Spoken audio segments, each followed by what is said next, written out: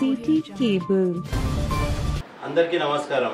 ఈరోజు Chevella parliament independent అభ్యర్థులు మన తాండ్రుకు చెందిన వారు ఇద్దరు కూడా మన స్టూడియోకి వచ్చిండ్రు. వాళ్ళు అసలు ఎందుకు ఇండిపెండెంట్గా నిలబడ్డారు తదితర విషయాలు మనం అడిగి తెలుసుకుందాం. నమస్తే రిజ్వాన్ భాయ్. నమస్కారం నిరంజన్ గారు. నమస్తే. అందరికీ సలాం నమస్కారం. నేను రిజ్వాన్, మొహమ్మద్ ముస్తఫా రిజ్వాన్. అయితే ముఖ్యంగా చెప్పాలంటే నేను ఇండిపెండెంట్గా ఎమ్మెల్యేగా కూడా పోటీ చేసిన. అయితే అందులో నాకు 854 ఓట్లు వచ్చింది. అయితే అదే స్ఫూర్తిగా నేనేమనుకున్నానంటే అందరికీ ఒక పోరాడే వ్యక్తి కావాలనుకుంటున్నారని నేను అనుకున్నా. అయితే అందుకు నాకు నిజాయితీగా నాకు 854 ఓట్లు వచ్చినాయి. వాళ్ళందరికీ కూడా నేను కృతజ్ఞతలు తెలుపుకుంటున్నా. అయితే అదే స్ఫూర్తితో నేను అదేవిధంగా ఇంకా ఎక్కువగా పోరాటాలు చేయాలని చెప్పి నేను జనాల కోసం చేయాలని చెప్పి నేను ఇండిపెండెంట్గా నేను ఇప్పుడు ఎంపీకి కూడా పోటీ చేస్తున్నాను. ये मेरा पहला फर्स्ट टाइम है. ये सब चीज़ें देख के क्या डेवलपमेंट हो रहा, क्या हो रहा, चेंज लाना ज़रूरी है. तो इसमें जब तक जाएंगे नहीं, इसमें जब तक इसमें कॉन्टेस्ट करेंगे नहीं, तब तक मालूम नहीं पड़ेगा. तो इसलिए मेरा यही वजह है कि चेंजेस के लिए डेवलपमेंट, हर फील्ड हर डिपार्टमेंट डेवलपमेंट के लिए मेरा एक स्टेप इसके अंदर लेना पड़ा. రేపు ఇంపార్టెంట్.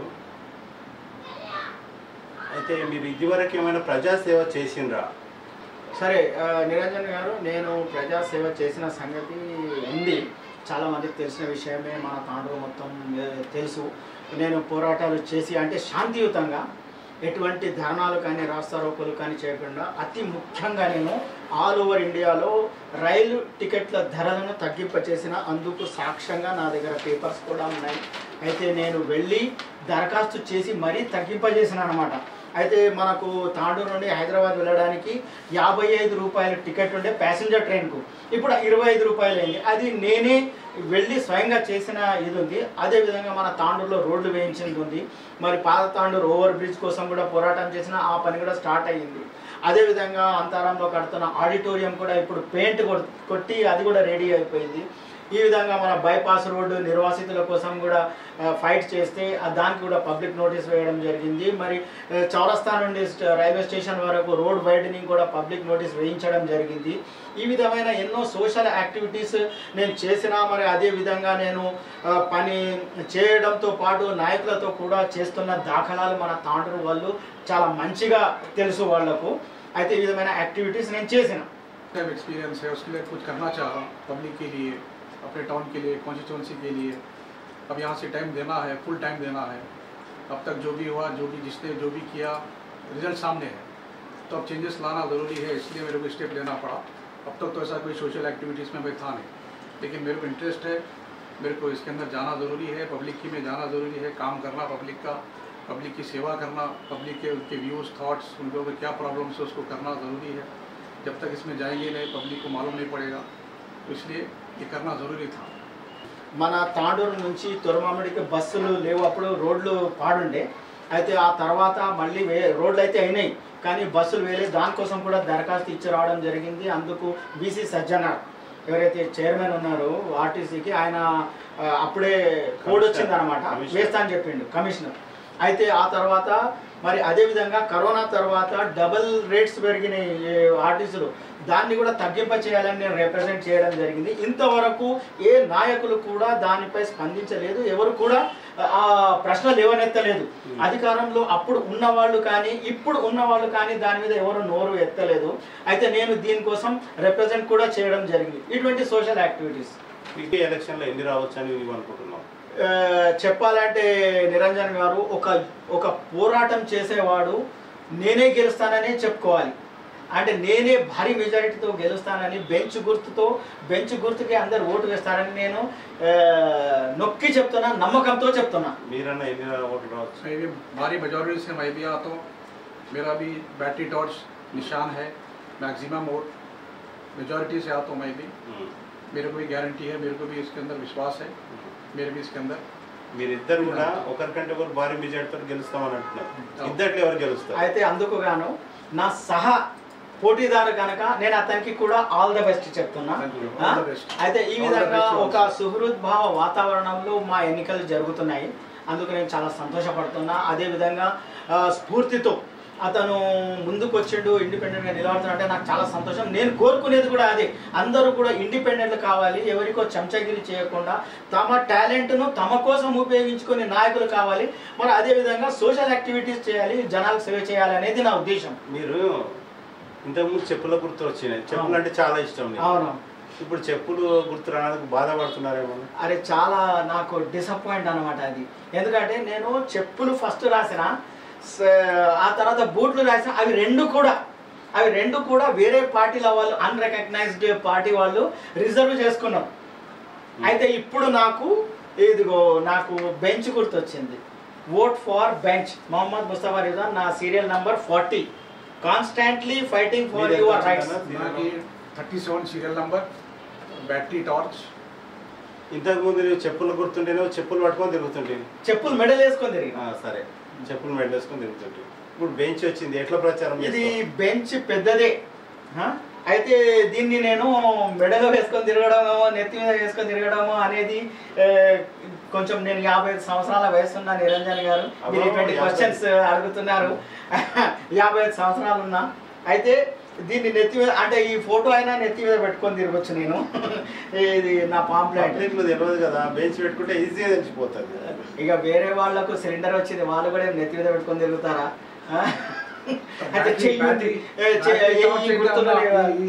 लाइट ఉంటే కూడా అది అవసరం ఉంటుంది. उसके लिए तो रोशनी चाहिए.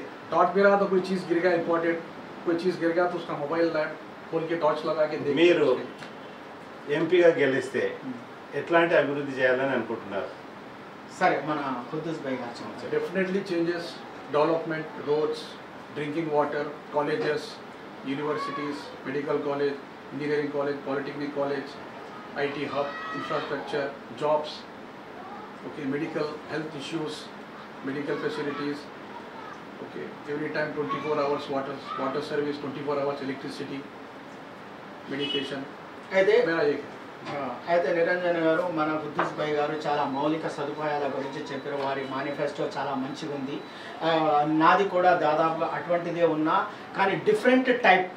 నేను ఇదిగో మీరు చూస్తున్నారా, నేను నాపై సర్వ హక్కులను కల్పిస్తూ జనానికి నోటరీ రాసిచ్చిన, ఒకవేళ నా పని నచ్చకపోతే నన్ను మీరు రికాల్ చేయొచ్చని మీకు కాపీ ఇస్తా, మీడియాకు కూడా కాపీ ఇస్తా. ఆ కాపీ తీసుకుపోయి కోర్టులో కేసు వేస్తే చాలు.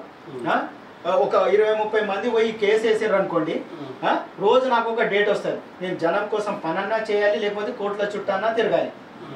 ఏదో ఒక ఆప్షన్ ఉంటుంది అనమాట. అయితే ఇందుకు గాను అయితే నేనేం చేయాలనుకుంటున్నానే దానికి ఎయిమ్స్ అండ్ ఆబ్జెక్ట్స్ చెప్తున్నా. ఎవరు చెయ్యజాలని అసంభవం అనే అన్ని పనులను నేను చేసి పెడతాను. సపోజ్గా తాండూరులో ఎయిర్పోర్ట్ అనేది, హెలికాప్టర్ సర్వీస్ అనేది ఎవరైనా కానీ సంభవం అని చెప్తారా? అయితే నేను మచ్చుకొక్కటి చెప్తున్నా, ఇంటర్నేషనల్ లెవెల్లో మన తాండూరు అంటే ఎయిర్పోర్ట్ ను సాధిస్తా. అసంభవం అనే దాన్ని దాని గురించి చెప్తా కదా. ఫస్ట్ మన తాండూరు దూరం ఉంది, వాళ్ళకి ఎయిర్పోర్ట్ దగ్గర ఉంది కదా. అయితే ఎయిర్పోర్ట్ అనేది అసంభవం, కానీ నేను దాన్ని సంభవం చేసి చూపిస్తాను. అదేవిధంగా మన అక్కడ మెడికల్ కాలేజీలు, ఇంజనీరింగ్ కాలేజీలు ఉన్నాయి. ఇక్కడ గెలిచి అక్కడ కట్టిన దాఖలాలు ఉన్నాయి. మనకు ఇక్కడ ఏ ఇంజనీరింగ్ కాలేజ్ కానీ ఏది లేదు. అయితే తాండూరులో ఈ విధమైనది. అయితే అదే చేవెళ్ళ కానివ్వండి, మహేశ్వరం, కుతుల్లాపూర్, ఇవి మహేశ్వరం, రాజేంద్ర నగర్ ఉన్నాయి కదా. అక్కడ వాళ్లకు కావాల్సిన, వాళ్ళకి ఏం కావాలో వాళ్ళకి అడిగి వాళ్ళ మేనిఫెస్టోపై నేను పనిచేస్తాను. వాళ్ళకి జాబ్స్, అతి ముఖ్యమైనది ఏమున్నదంటే వాళ్లకు జాబ్స్ అనేది యువకులకు లేకుండా పోయింది. అటువంటి వాళ్లకు జాబ్స్ కానివ్వండి, అదేవిధంగా ఎన్ని కాన్స్టిట్యున్సీలు వస్తాయి నాకు, అందులో పేద విద్యార్థినులు ఎవరైతే ఉంటారో, ప్రభుత్వ కాలేజీలో చదివే పేద విద్యార్థినులకు అకాడమిక్ ఇయర్ స్టార్ట్ అయిన 2 నెలలకే అంటే వాళ్లకు ప్రతి ఒక్కరికి, పేద విద్యార్థులు వాళ్ళ లిస్ట్ వచ్చేస్తుంది కదా, వాళ్ళకి ప్రతి ఒక్కరికి 10,000 వాళ్ళకు నా సొంతం, అంటే గవర్నమెంట్గా కాదు, నా సొంతం డబ్బుతో నేను వాళ్ళకి 10,000 ఇస్తా. అదే డిగ్రీ వరకు, ఇంటర్ నుంచి డిగ్రీ వరకు. అదేవిధంగా ఇంజనీరింగ్, మెడికల్ చదివే అమ్మాయిలు ఉంటారు కదా, పేద విద్యార్థులు అంటే అక్కడి వరకు కొంతమంది అయిపోతారు. ఆ కొంతమందికి కూడా నేను వాళ్ళకి నా తరఫుననే సాయం చేస్తా. ఆ విధంగా ఇంకా ఇప్పటివరకు ఇది చెప్పిన తర్వాత నేను అది చెప్తాను. చెప్పు. అయితే విదేశాలకు వెళ్ళాలనుకునే విద్యార్థినులు ఉంటారు కదా, చాలా కొంతమంది ఉంటారు, ఎందుకంటే వాళ్ళ తల్లిదండ్రులు కూడా పంపించరు. కానీ పంపించాలనుకున్న ఎవరైతే ఉంటారో వాళ్ళకు వీసా, వాళ్ళకు టికెట్, మరి వాళ్ళకు చదువుకు అయ్యే ఖర్చు అది నేనే భరిస్తాను విద్యార్థినులకు. ఈ విధంగా ఇప్పటివరకు ఏం చేసినావు? ఇప్పటి వరకు అయితే నేను ఎటువంటి సహాయం చేయాలనుకున్నప్పుడు మనది ట్రస్ట్ కానీ అటువంటిది కానీ మనకు లేదు. నేను సోషల్ యాక్టివిటీని చేస్తున్నా కనుక వాళ్ళ కోసం నేను పోరాడిన బీజేపీ కొండా విశ్వేశ్వరరెడ్డి, బీఆర్ఎస్ కాసాని జ్ఞానేశ్వర్, కాంగ్రెస్ రంజిత్ రెడ్డి, ఈ ముగ్గుట్ల ఎవరు మంచి క్యాండిడేట్స్? వాళ్ళ మీద మీ అభిప్రాయాలు ఏంటి? సరే, ఫస్ట్ అయితే ఈ ముగ్గురు అభ్యర్థులు కూడా మంచి క్యాండిడేట్ అని చెప్పుకునే అర్హత లేదు వాళ్ళు. ఎందుకంటే వాళ్ళు ఒక పార్టీలో ఉండి ఆ పార్టీ కార్యకర్తలను, ఆ పార్టీ అభిమానులకు ద్రోహం చేసి ఇక్కడ వచ్చిన వాళ్ళు ఉన్నారు. వాళ్ళని మనం మంచిగానే ఎలా అనగలం? వ్యక్తిగతంగా మంచిగా అనొచ్చు. ఇప్పుడు ఈ ముగ్గురు కూడా జంప్ చేసే వచ్చిన వాళ్ళు ఉన్నారు. ఇప్పుడు మీరు చెప్పిన పేరు కొండా విశ్వేశ్వరరెడ్డి, ఫస్ట్ కాంగ్రెస్, ఆ తర్వాత బీఆర్ఎస్, ఇప్పుడు బీజేపీ, ఆ తర్వాత కాసాని జ్ఞానేశ్వర్ ఫస్ట్ తెలుగుదేశం, ఆ తర్వాత తన సొంత పార్టీ వాళ్ళనే ద్రోహం చేసినట్లు నిజాన్ని, ఆ తర్వాత ఇప్పుడు బీఆర్ఎస్, ఇప్పుడు ఉన్న రంజిత్ రెడ్డి బీఆర్ఎస్ నుంచి ఇప్పుడు కాంగ్రెస్లోకి జంప్. ఈ విధమైన కనుక వ్యక్తిగతంగా మనం మంచి వాళ్ళే అనుకో, ఎవరిని కూడా మనం కించపరచాల్సిన అవసరం లేదు. కానీ ప్రాక్టికల్గా చూస్తే మనకు జనాలందరికీ అర్థమైన విషయం ఏమున్నది అంటే వాళ్ళని ద్రోహం చేసి ఇక్కడ వచ్చారు, ఇక్కడ వీళ్ళని ద్రోహం చేసి అక్కడ పోరు అనే దానికి ఏమీ గ్యారంటీ లేదు. మీరు చెప్పండి సార్. ముగ్గురు కూడా చాలా దొరికాయి, ఏం చేయలేదు. డెవలప్మెంట్స్ కానీ ఫ్రమ్ వికారాబాద్, తాండూరు, చెవెళ్ళ, బషీరాబాద్ రోడ్ చూడండి మీరు, వాటర్ ఏం ఫెసిలిటీ అట్లా ఏం డెవలప్ కాలేదు. ఎడ్యుకేషన్ కాలేజ్ లేదు తాండూరులో, మెడికల్ కాలేజ్, ఇంజనీరింగ్ కాలేజ్. మీకు ఈ ముగ్గురు లోపల ఎవరికి ఎక్కువ మెజారిటీ రావచ్చు? అసలు చెప్పాలంటే లేదా నాకు నవ్వొస్తుంది. ఫస్ట్ బీజేపీ గురించి చెప్పాలంటే మన తాండూరులో చూసిన బీజేపీ కార్యకర్తలు కానీ ఇక్కడ ఉన్న లీడర్లు కానీ చూస్తే నాకు చాలా వాళ్ళ డెడికేషన్ చూస్తే, ఆ పార్టీని డెడికేషన్ చూస్తే నాకు చాలా ఆశ్చర్యం అనిపిస్తుంది. అంత డెడికేటెడ్ ఉంటారు వాళ్ళు. ఒక క్రమశిక్షణ గల పార్టీ అని కూడా చెప్పుకోవచ్చు. ఉంది అట్లా ఉంది అని వాళ్ళు అట్లా ఉంటారని, కానీ వాళ్ళకున్న టాలెంట్ వాళ్ళలో లేదు. ఆ అభ్యర్థులను ఎందుకు వాళ్ళు ఇది చేసుకున్నారో కానీ నిజానికి ఇక్కడ ఉన్న క్యాడర్ ఎవరైతే ఉన్నారో నిజంగా వీళ్ళని నిలబెడితే ఆ ఫలితాలు వేరే ఉంటుంది.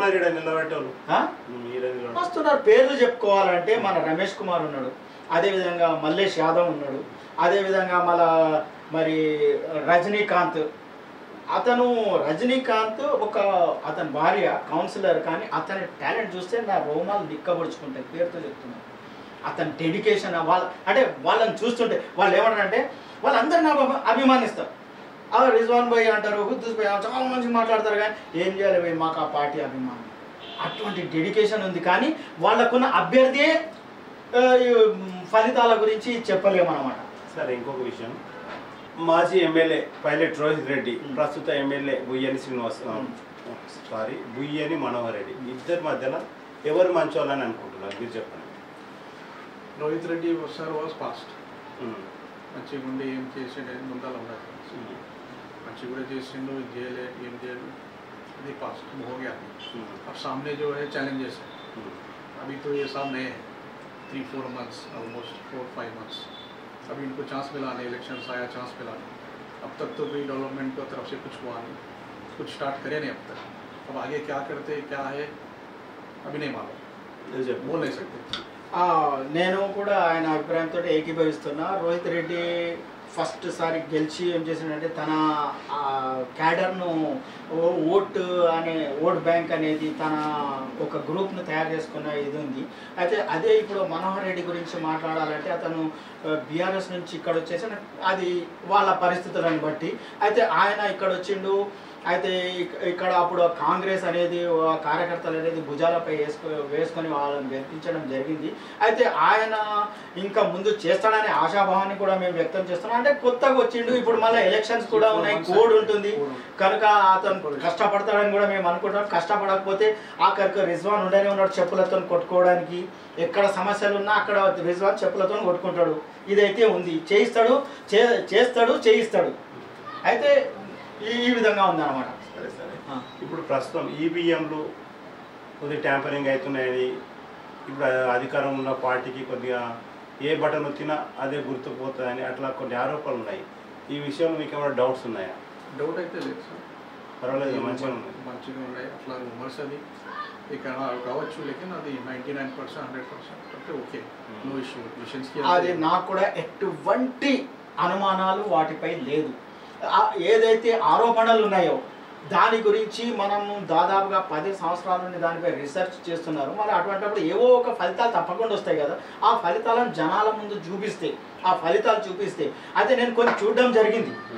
అది ఏదో డమ్మీ ఏవో ఇటువంటి డబ్బాలు పెట్టి దాని నుంచి ఇట్లా అవుతుంది అని చెప్తే కాదు. ఈవీఎం అంటే ఈవీఎంఏ ఉండాలి. అది ప్రస్తుతం జరుగుతున్న ఎన్నికల లోపల ఎన్నికల అధికారులు పకడ్బందీ చర్యలు తీసుకుంటున్నారని అనుకుంటున్నారా? మంచిగా తీసుకుంటారు.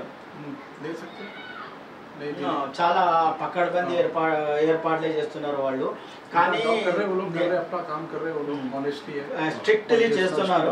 కానీ ఇప్పుడు ఏదైతే డబ్బు సప్లై అవుతుంది కదా, అయితే నేను ఇంతవరకు ఎక్కడ కూడా అటువంటి చెకింగ్స్ ఎక్కడ చూస్తున్నారనేది నేను చూడలే. ఎక్కడైతుందో ఏమో. ఓటుకి ఇంత ఇస్తారు పార్టీలో, మరి మీరేమని ఇచ్చేటట్టున్నారా? లేదు, మేము మా మీద ట్రస్ట్ చేస్తే సపోర్ట్ చేస్తారు. ఇప్పటి వరకు ప్రచారం చెప్పాలి కదా. అయితే ఓటర్ల మీద మాకు చాలా గౌరవనీయమైన అభిప్రాయం ఉంది. వాళ్ళు సూపర్ పవర్, ఒక్కొక్క ఓటర్ ఒక్కొక్క సూపర్ పవర్. అయితే ఆ సూపర్ పవర్ను ఏదో ముఖం మీద 300-400 పడేస్తే వేస్తే జంతువుల కంటే హీనం కనుక అట్లా కొనేవాడు ఒక జంతువు అయితే ఆ అమ్ముకునేవాడు ఒక జంతువే. అటువంటిప్పుడు సమాజంలో మనకు మానవత్వం కనిపించాలంటే కనిపించదు, పశుత్వమే కనిపిస్తుంది. మరి చిన్నారులు ఆడవాళ్లపై అత్యాచారాలు జరిగితే దానికి బాధ్యత వహించవలసింది కూడా అటువంటి అమ్ముకున్న ఓటరే. ఇది మా అభిప్రాయం. ఒక విషయం, ఇప్పటి వరకు మీరు ప్రచారం ఎక్కడైనా నిర్వహించారా? నిర్వహించి ఇప్పుడు మేము ఏం చేసామంటే, మాకు ఫ్రెండ్స్ వికారాబాద్, మరి చెవెళ్ళ, అదేవిధంగా కుత్బుల్లాపూర్, మహేశ్వరం, రాజేంద్ర నగర్, ఇక్కడ అందరు ఉన్నారు. మా బంధువులు మిత్రులు ఉన్నారు. వాళ్ళందరూ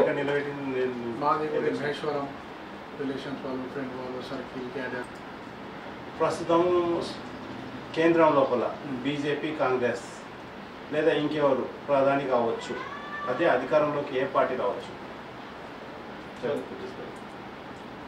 50-50 సార్. కాంగ్రెస్, బీజేపీ 50% నువ్వు చెప్తారు. అయితే అసలు నిజానికి చెప్పాలంటే ఎవరికి మెజారిటీ రాదు, హంగ్ కూడా నిలబడదు. ఈ విధమైన ఇప్పుడు పొజిషన్ నడుస్తుంది. మీకు ఇండిపెండెంట్లకు ఇద్దరు కూడా బీజేపీ, కాంగ్రెస్, బీఆర్ఎస్ ఎవరు ప్రధాన ప్రత్యర్థి? మాకు ఎవరు ప్రత్యర్థులు కారు. ఎందుకంటే ఎవరైనా పెద్ద పార్టీల వాళ్ళు కానివ్వండి, ఎవరైనా కానీ డబ్బు పెట్టి గెలవాలనుకునే వాళ్ళు మాకు ప్రత్యర్థులు కారు కాజాలరు. మేము నీతి నిజాయితీతో మాకు ఎన్ని ఓట్లు పడినా మేము అదే సంతోషం ఉంది కనుక మేము ఏదైతే గౌరవం ఇస్తున్నారో వాళ్ళు కూడా మాకు గౌరవం ఇస్తున్నారనే అభిప్రాయము మా దగ్గర ఉంది, నమ్మకం ఉంది కనుక వాళ్ళు ఎవరు మాకు పోటీదారులు కానీ ప్రత్యర్థులు కానీ కారు కాజాలరు నేరరు. మీరే మాకు మేమే సాటి. సరే, మరి ఈరోజు మంచి సమయం ఇచ్చి ఇంతసేపు ఇంటర్వ్యూకి హాజరైనందుకు ఇద్దరు కూడా ప్రత్యేక ధన్యవాదాలు. ఏమన్నా పబ్లిక్ చెప్పాలనుకుంటే ఒకసారి చెప్తాను సార్. చేంజ్ రావాలి తప్పకుండా. We are working for change and each and every field.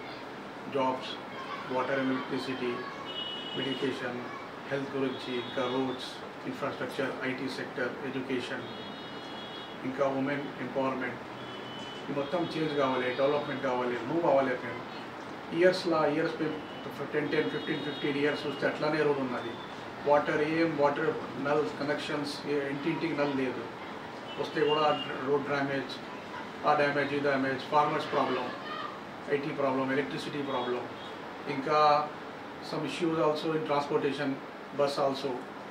वो लोग क्या कर दिए, लेडीज़ को फ्री करे, सीनियर सिटीज़न का कोई नहीं, प्रेग्नेंट वुमेन को भी फ्री होना चाहिए, स्टूडेंट्स को फ्री होना चाहिए, बस पास उसके अंदर, ट्रेन से भी निकाल दी, ट्रेन के अंदर भी सीनियर सिटीज़न को फ्री टिकट चाहिए, प्रेग्नेंट वुमेन को भी फ्री पास करना चाहिए, कहीं जा रहे आ रहे फ्री टिकट के लिए, स्टूडेंट्स को फ्री पास होना चाहिए आने जाने के लिए।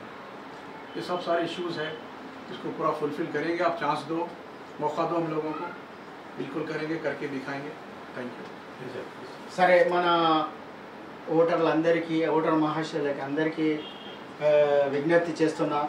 అయితే నేను ఇంతవరకు ఎన్నో సోషల్ యాక్టివిటీస్ చేస్తున్నా, మీ అందరికీ తెలిసిన విషయమే, ఎన్నో పనులు చేస్తున్నా నాయకులతోని.